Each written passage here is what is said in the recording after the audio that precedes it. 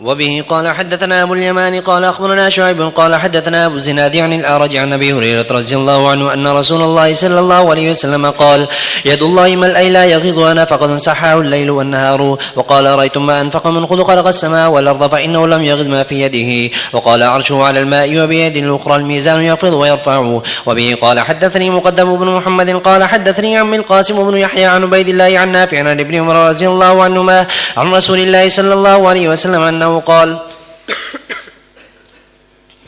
إن الله يقبض الأرض يوم القيامة ويطوي السماوات بيمينه ثم يقول أنا الملك. وقال عمر بن حمزة سمعت سالما سمعت ابن عمر عن النبي صلى الله عليه وسلم بهذا ورواه سعيد بن مالك. وقال أبو اليماني قال أخبرنا شعيب بن الزهري قال أخبرني أبو سلمة أن أبا هريرة رضي الله عنه قال قال رسول الله صلى الله عليه وسلم يقبض الله الأرض. وبه قال حدثنا مسدد سمع يحيى بن سعيد عن سفيان قال حدثني منصور وسليمان عن إبراهيم عن أبي ذر عن عبد الله رضي الله عنه أن يهوديا جاء إلى النبي صلى الله عليه وسلم فقال يا محمد إن الله يمسك السماوات على إصبع والأرضين على إصبع والجبال على إصبع والشجر على إصبع والخلائق على إصبع ثم يقول أنا الملك. فضحك رسول الله صلى الله عليه وسلم حتى بدت نواجذه ثم قرأ وما قدر الله حق قدره. قال يحيى بن سعيد وزاد فيه فضيل بن عياض عن منصور عن إبراهيم عن عبيدة عن عبد الله فضحك رسول الله صلى الله عليه وسلم تعجبا وتصديقا له. وبه قال حدثنا عمر بن حفص بن غياث قال حدثنا أبي قال حدثنا الأعمش قال سمعت إبراهيم قال سمعت علقمة يقول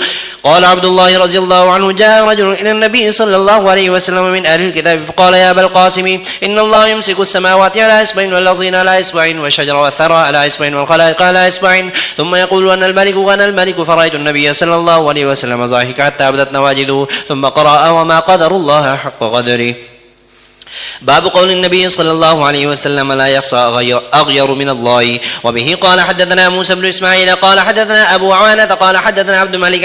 عن مراد كاتب المغيرة عن المغيرة رضي الله عنه قال قال سعد بن عبادة لو رأيت رجلا مع امرأتي لضربته بالسيف غير مصفح. فبلغ ذلك رسول الله صلى الله عليه وسلم فقال أتعجبون من غيرة سعد والله لا أنا أغير منه والله أغير مني. ومن أجل غيرة الله حرم الله الفواحش ما ظهر منها وما بطن ولا أحد أحب إليه العذر من الله. ومن أجل ذلك بعث المنذرين والمبشرين ولا أحد أحب إليه المدحة من الله. ومن أجل ذلك وعد الله الجنة. وقال عبيد الله بن عمرو عن عبد الملك لا شخص أغير من الله.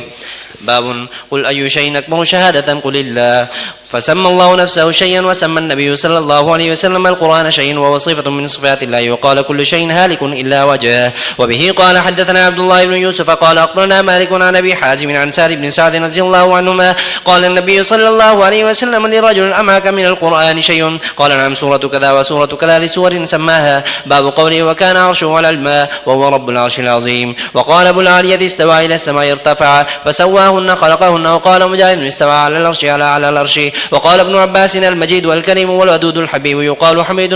حميد مجيد كأنه فعيل من ماجد ومحمود من حميد. وبه قال حدثنا عبدان عن أبي حمزة عن الأعمش عن جامع بن شداد عن صفوان بن محرز عن عمران بن حسين رضي الله عنهما قال إني عند النبي صلى الله عليه وسلم إذ جاءه قوم من بني تميم فقال اقبلوا البشرى يا بني تميم قالوا بشرتنا فأعطنا. فدخل ناس من أهل اليمن فقال اقبلوا البشرى يا أهل اليمن لم يقبلها بنو تميم قالوا فقد قبلنا جئناك لتنفقه في الدين ولنسألك عن أول هذا الأمر ما كان. قال كان الله ولم يكن شيء قبله وكان عرشه على الماء ثم خلق السماوات والأرض وكتب في الذكر كل شيء. ثم أتاني رجل فقال يا عمران أدرك ناقتك فقد ذهبت فانطلقت أطلبها فإذا السراب ينقطع دونها وإن الله لوددت أنها قد ذهبت ولم أقم. وبه قال حدثنا علي بن عبد الله قال حدثنا عبد الرزاق قال أخبرنا معمر عن همام قال حدثنا أبو هريرة رضي الله عنه عن النبي صلى الله عليه وسلم قال إن يمين الله ملأ لا يغيضها نفقة سحاه الليل والنهار. أرأيتم ما أنفق منذ خلق السماوات والأرض فإنه لم ينقص ما في يمينه وعرشه على الماء وبيد الأخرى الفيض أو القبض يرفع ويخفض. وبه قال حدثنا أحمد قال حدثنا محمد بن بكر المقدمي قال حدثنا حماد بن زيد عن ثابت عن أنس رضي الله عنه قال جاء زيد بن حارثة يشكو فجعل النبي صلى الله عليه وسلم يقول اتق الله وامسك عليك زوجك. قال رسول الله صلى الله عليه وسلم لو كان رسول الله صلى الله عليه وسلم كاتما شيئا لكتم هذه الآية. قال وكانت تفقر على أزواج النبي صلى الله عليه وسلم تقول زوجكن هالكن وزوجني الله من فوق سبع سماوات. وعن ثابت وتخفي في نفسك ما الله مبديه وتخشى الناس نزلت في شأن زينب وزيد بن حارثة. وبه قال حدثنا خلاد بن يحيى قال حدثنا عيسى بن طامان قال سمعت أنس بن مالك رضي الله عنه يقول نزلت آية الحجاب في زينب بنت جحش فأعطى عليها يومئذ خبزا ولحما وكانت تفخر على نساء النبي صلى الله عليه وسلم وكانت تقول إن الله أنكحني في السماء. وبه قال حدثنا أبو اليمان قال أخبرنا شعيب قال حدثنا أبو الزناد عن الأعرج عن أبي هريرة رضي الله عنه عن النبي صلى الله عليه وسلم قال إن الله لما قضى الخلق كتب عنده فوق عرشه إن رحمتي سبقت غضبي. وبه قال حدثنا إبراهيم بن المنذر قال حدثنا محمد بن فليح قال حدثني أبي عن هلال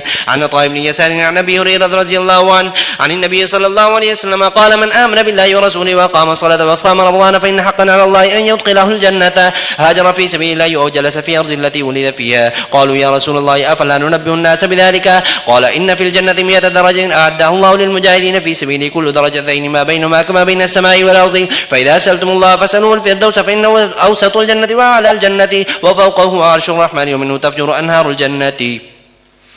وبه قال حدثنا يحيى بن جعفر قال حدثنا أبو معاوية عن الأعمش عن إبراهيم والتيمي وعن أبي ذر رضي الله عنه قال دخلت المسجد ورسول الله صلى الله عليه وسلم جالس فلما غربت الشمس قال يا أبا ذر هل تدري أين تذهب هذه؟ قال قلت الله ورسوله أعلم. قال فإنها تذهب فلا استأذن في السجود فيؤذن لها في السجود وكأنها قد قيل لا يرجع من حيث جئت فتطلع من مغربها ثم قرأ ذلك مستقر لها في قراءة عبد الله. وبه قال حدثنا موسى عن إبراهيم قال حدثنا ابن شهاب عن عبيد بن السباقي أن زيد بن ثابت حدثه وقال ليت حدثني عبد الرحمن بن خالد عن ابن شهاب عن ابن السباقي أن زيد بن ثابت حدثه قال أرسل إلي أبو بكر فتتبعت القرآن حتى وجدت آخر سورة التوبة مع أبي خزيمة الأنصاري لم أجد مع أحد غيره لقد جاءكم رسول من أنفسكم حتى خاتمة براءة. وبه قال حدثنا يحيى بن بكير قال حدثنا الليث عن يونس بهذا وقال أبي خزيمة الأنصاري. وبه قال حدثنا معل بن أسد قال حدثنا وهيب عن سعيد عن قتادة عن أبي العالية عن ابن عباس رضي الله عنهما قال كان النبي صلى الله عليه وسلم يقول عند الكرب لا إله إلا الله العليم الحليم لا إله إلا هو رب العرش العظيم لا إله إلا هو رب السماوات ورب الأرض ورب العرش الكريم. وبه قال حدثنا محمد بن يوسف قال حدثنا سفيان عن عمرو بن يحيى عن أبي سعيد الخدري رضي الله عنه عن النبي صلى الله عليه وسلم قال الناس يصعقون يوم القيامة فإذا أنا بموسى آخذ بقامة من قوائم العرش. وقال الماجشون عن عبد الله بن الفضل عن أبي سلمة عن أبي هريرة رضي الله عنه عن النبي صلى الله عليه وسلم قال فأكون أول من بعث فإذا موسى آخذ بالعرش. باب قول الله تعالى تعرج الملائكة والروح إليه وقوله إليه يصعد الكلم الطيب. وقال أبو جمرة عن ابن عباس رضي الله عنه ما بلغ أبا ذر مبعث النبي صلى الله عليه وسلم فقال لأخيه اعلمني علم هذا الرجل الذي يزعم أنه يأتيه الخبر من السماء. وقال مجاهد العمل الصالح يرفع الكلمة الطيبة يقال ذي المعارج الملائكة تعرج إلى الله. وبه قال حدثنا إسماعيل قال حدثني مالك عن أبي الزناد عن الأعرج عن أبي هريرة رضي الله عنه أن رسول الله صلى الله عليه وسلم قال يتعاقبون فيكم ملائكة بالليل وملائكة بالنهار ويجتمعون في صلاة العصر وصلاة الفجر ثم يعرج الذين باتوا فيكم فيسألهم ربهم وهو أعلم بكم كيف تركتم عبادي فيقولون تركناهم وهم يصلون وآتيناهم وهم يصلون. وقال خالد بن مخلد قال حدثنا سليمان قال حدثني عبد الله بن دينار عن أبي صالح عن أبي هريرة رضي الله عنه قال قال رسول الله صلى الله عليه وسلم من تصدق بعدل تمرة من كسب طيب ولا يصعد إلى الله إلا الطيب فإن الله يتقبلها بيمينه ثم يربيها لصاحبه كما يربي أحدكم فلواه حتى تكون مثل الجبل. ورواه أرقاه عن عبد الله بن دينار عن سعيد بن يسار عن أبي هريرة رضي الله عنه عن النبي صلى الله عليه وسلم ولا يصعد إلى الله إلا الطيب. وبه قال حدثني عبد الأعلى بن حماد قال حدثنا يزيد بن زريع قال حدثنا سعيد عن قتادة عن أبي العالية عن ابن عباس رضي الله عنهما أن النبي الله صلى الله عليه وسلم كان يدعو بهن عند الكرب لا إله إلا الله العظيم الحليم لا إله إلا الله رب العرش العظيم لا إله إلا الله رب السماوات ورب العرش الكريم. وبه قال حدثنا قبيصة قال حدثنا سفيان عن ابن أبي نعم أو أبي نعم شك قبيصة عن أبي سعيد رضي الله عنه قال بعث إلى النبي صلى الله عليه وسلم بذهيبة فقسم بين أربعة. وحدثني إسحاق بن نصر قال حدثنا عبد الرزاق قال أخبرنا سفيان عن ابن أبي نعم عن أبي سعيد الخدري رضي الله عنه قال بعث علي وهو باليمن إلى النبي صلى الله عليه وسلم بذهيبة في تربتها فقسمها بين أقرع بن حابس الحنزلي ثم أحد بن مجاشع وبين عيينة بن حصن بن بدر الفزاري وبين علقمة بن علاثة العامري ثم أحد بن كلاب وبين زيد الخيل الطائي ثم أحد بن نبانا فتغضبت قريش والأنصار فقالوا يعطي صناديد أهل نجد ويدعنا قال إنما أتألفهم فأقبل رجل غائر العينين ناتي الجبين كث اللحية مشرف الوجنتين وحلوق الرأس فقال يا محمد اتق الله فقال فمن يطيع الله إذا عصيته فيأمنني على أهل الأرض ولا تأمنني فسأل رجل من القوم فقاتله النبي صلى الله عليه وسلم وراه خالد بن الوليد فمانعه فلما ولى قال إن من ذئب هذا قوم يقرؤون القرآن لا يجاوز حناجرهم يمرقون من الإسلام مروق السام من الرمية يقتلون أهل الإسلام ويدعون أهل الأوثان لئن أدركتهم لأقتلنهم قتل عاد. وبه قال حدثنا عياش بن الوليد قال حدثنا وكيع عن الأعمش عن إبراهيم التيمي أراه عن أبي ذر رضي الله عنه قال سألت النبي صلى الله عليه وسلم عن قوله والشمس تجري لمستقر الله قال مستقرها تحت العرش. باب قول الله وجوه يومئذ ناظرة إلى ربها ناظرة. وبه قال حدثنا عمرو بن عون قال حدثنا خالد وهو شيء عن اسماعيل عن قيس عن جرير بن عبد الله رضي الله عنه قال كنا جلوسا عند النبي صلى الله عليه وسلم اذا نظر الى القمر ليله البدر فقال انكم سترون ربكم كما ترون هذا القمر لا تضامون في رؤيته فان استطعتم الا تغلبوا على صلاه قبل طلوع الشمس وصلاه قبل غروب الشمس ففعلوا. وبه قال حدثنا يوسف بن موسى قال حدثنا عاصم بن يوسف الجربوعي قال حدثنا ابو شهاب عن اسماعيل بن ابي خالد عن قيس بن ابي حازم عن جرير بن عبد الله رضي الله عنه قال النبي صلى الله عليه وسلم إنكم سترون ربكم عيانا. وبه قال حدثني عبدة بن عبد الله قال حدثنا حسين الجعفي عن زايدة قال حدثنا بيان بن بشير عن قيس بن أبي حازم قال حدثنا جرير بن عبد الله رضي الله عنه قال خرج علينا رسول الله صلى الله عليه وسلم ليلة البدر فقال إنكم سترون ربكم يوم القيامة كما ترون هذا لا تضامون في رؤيته. وبه قال حدثنا عبد العزيز بن عبد الله قال حدثنا إبراهيم بن سعد عن ابن شهاب عن عطاء بن يزيد الليثي عن أبي هريرة رضي الله عنه أن الناس قالوا يا رسول الله هل نرى ربنا يوم القيامة فقال رسول الله صلى الله عليه وسلم هل تضارون في القمر ليلة البدر فقالوا يا رسول الله قال فهل تضارون في الشمس ليس دونها أصحاب قالوا لا يا رسول الله قال فإنكم ترونه كذلك يجمع الله الناس يوم القيامة فيقول من كان يعبد شيئا فليتبعه فيتبع من كان يعبد الشمس ويتبع من كان يعبد القمر ويتبع من كان يعبد الطواغيت وتبقى هذه الأمة فيها شافعه أو منافقه وشك إبراهيم فيأتيهم الله عز وجل فيقول أنا ربكم فيقولون هذا مكاننا حتى يأتينا ربنا فإذا جاءنا ربنا عرفناه فيأتيهم الله في صورة الذي يعرفون فيقولون ربكم فيقولون أنت ربنا فيتبعون ويضرب الصراط بين ظهر جهنم فأكون أنا وأمتي أول من يجيز ولا يتكلم يومئذ إلا الرسل ودعوى الرسل يومئذ اللهم سلم سلم. وفي جهنم كلاليب مثل شوك السعدان هل رأيتم السعدان قالوا نعم يا رسول الله قال فإنها مثل شوك السعدان غير أنه لا يعلم ما قدر عزمها إلا الله تخطف الناس بأعمال فمنهم المؤمن باقي بعمله أو الموباق بعمله ومنهم المخردل أو المجازى أو نحوه ثم يتجلى حتى إذا فرغ الله من القضاء بين العباد وأراد أن يخرج برحمته من أراد من أهل النار أمر الملائكة أن يخرجوا من النار من كان لا يشرك بالله شيئا ممن أراد الله أن يرحمه ممن شهد أن لا إله إلا الله فيعرفونهم في النار بآثار السجود تأكل النار ابن آدم لا أثر السجود حرم الله على النار أن تأكل أثر السجود فيخرجون من النار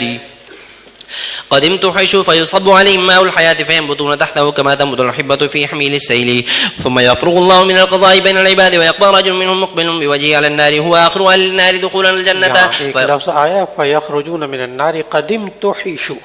تو وہ آگ سے اس طرح نکلیں گے کہ ان کی کھال جل چکی ہوگی قدمت حيث ان کی کھال آگ سے جل چکی ہوگی پھر اس پر ماء حیات ڈالا جائے گا. جی پڑھیے. ثم يفرغ الله من القضاء بين العباد ويقضى رجل منهم مقبل بوجهه على النار واخر اهل النار دخولا الجنه فيقول يا ربي اصرف وجهي عن النار فانه قد قشبني ريحها واحرقني ذكاؤها فيدعو الله بما شاء ان يدعوه ثم يقول الله على سيدة ان اعطيت ذلك ان تسالني غيره فيقول لا وعزتك لا اسالك غيره ويعطي ربه من عهود ومواثيق ما شاء الله فيصرف الله وجهه عن النار فاذا اقبل على الجنه وراها سكت ما شاء الله يصرف گزرا فانه قد قشبني ريحها کہ اس کی ہوا نے مجھے ہلاک کر دیا ہے تکلیف پہنچائی ہے. قشابانی مجھے تکلیف پہنچائی ہے مجھے ہلاک کر دیا. جی پڑھیے. فإذا أقبل على الجنة وأحرقني زكاؤها زكا کا معنی شعلہ शुअला ज़काउहा, उसके शुअलों ने मुझे जला दिया। जी पढ़िए। فإذا أقبل على الجنة ورأى سكت ما شاء الله أن يسكت ثم يقول أي ربي قدمني إلى باب الجنة فيقول الله لو لست قد أعطيته عهودك ومواثيقا لا تسألني غير الله أعطيك أبدا وإلك يا ابن آدم ما أغدرك فيقول أي ربي يدعو الله عز وجل حتى يقول هل عسيت إن أعطيت ذلك أن تسأل غيره فيقول لا وعزتك لا أسألك غيره ويعطي ما شاء من عهود ومواثيق فيقدمه إلى باب الجنة فإذا قام إلى باب الجنة انفهقت له الجنة فرأى ما فيها من الحبرة والسرور فيسكت ما شاء الله أن يسكت ثم يقول أي ربي أدخلني الجنة فيقول الله ولست قد أعطيته عهودك ومواثيق ألا تسأل غير ما أعطيتك وإلك يا ابن آدم ما أغدرك فيقول أي ربي لا أكونن أشقي خلقك فلا يزال يدعو الله حتى يضحك الله منه فإذا ضحك الله منه قال له ادخل الجنة فإذا دخلها قال الله له تمنوا فسأل ربه وتمنى له حتى إن الله يذكره ويقول كذا وكذا حتى انقطعت به الأماني قال الله ذلك لك ومثله معه. قال عطاء بن يزيد وأبو سعيد الخدري مع أبي هريرة لا يرد عليه من حديث شيئا حتى إذا حدث أبو هريرة أن الله قال ذلك لك ومثله معه. قال أبو سعيد الخدري وعشرة أمثالي معه يا أبو هريرة قال أبو هريرة ما حفظت إلا قوله وذلك لك ومثله معه. قال أبو سعيد الخدري أشهد أني حفظت من رسول الله صلى الله عليه وسلم قوله ذلك لك وعشرة أمثاله. قال أبو هريرة فذلك الرجل آخر أهل الجنة دخولا الجنة. وبه قال حدثنا يحيى بن بكير قال حدثنا الليث عن خالد بن يزيد عن سعيد بن أبي هلال عن زيد عن عطاء بن يسار عن أبي سعيد الخدري رضي الله عنه قال قلنا يا رسول الله هل نرى ربنا يوم القيامة قال هل تزارون في رؤية الشمس إذا كان صحوا قلنا لا قال فإنكم لا تزارون في رؤية ربكم يومئذ إلا كما تزارون في رؤيتها. ثم قال ينادي مناد ليذهب كل قوم إلى ما كانوا يعبدون فيذهب أصحاب الصليب مع صليبهم وأصحاب الأوثان مع أوثان وأصحاب كل آلية مع آليتهم حتى يبقى من كان يعبد الله من بر أو فاجر وغبرات من أهل الكتاب ثم يؤتى بجهنم تورز كالناس سراء فيقول لليهود ما كنتم تعبدون قالوا كنا نعبد عزيرا ابن الله فيقال كذبتم لم يكن لله صاحبة ولا ولد فما تريدون قالوا نريد أن تسقينا فيقال اشربوا فيتساقطون في جهنم. ثم يقال للنصارى ما كنتم تعبدون فيقولون كما نعبد المسيح ابن الله فيقال كذبتم لم يكن لله صاحبة ولا ولد فما تريدون فيقولون نريد أن تسقينا فيقال اشربوا فيتساقطون حتى يبقى من كان يعبد الله من بر أو فاجر فيقال لهم ما يجلسكم وقد ذهب الناس فيقولون فارقناهم ونحن أحوج منا إليه اليوم وإنا سمعنا مناديا ينادي ليلحق كل قوم بما كانوا يعبدون وإنما ننتظر ربنا. قال فيأتيهم الجبار في صورة غير صورته التي رأوه في أول مرة فيقول أنا ربكم فيقولون أنت ربنا ولا يكلمه إلا الأنبياء فيقول هل بينكم وبينه آية تعرفونها فيقولون الساق فيكشف عن ساقه فيسجد له كل مؤمن ويبقى من كان يسجد لله رياء وسمعة فيذهب كيما يسجد فيعود ظهره طبقا واحدا ثم يؤتى بالجسر فيجعل بين ظهري جهنم. قلنا يا رسول الله ما الجسر قال مدحضة مزلة عليه خطاطيف وكلال وحاسكة مفلطحة لها شوكة عقيفة تكون بنجد يقال لها سعدان يمر المؤمن عليها كالطرف وكالبرق وكالريح وكأجابد الخيل والركاب فناج مسلم وناج مقدوش ومكدوش في نار جهنم حتى يمر آخر. ये रिवायत तवील है, फिर दरमियान में से जहाँ रुकी है हम दोबारा पढ़ेंगे इंशाअल्लाह. हमारा तशरीफ ले आए. अस्सलामु अलैकुम व रहमतुल्लाहि.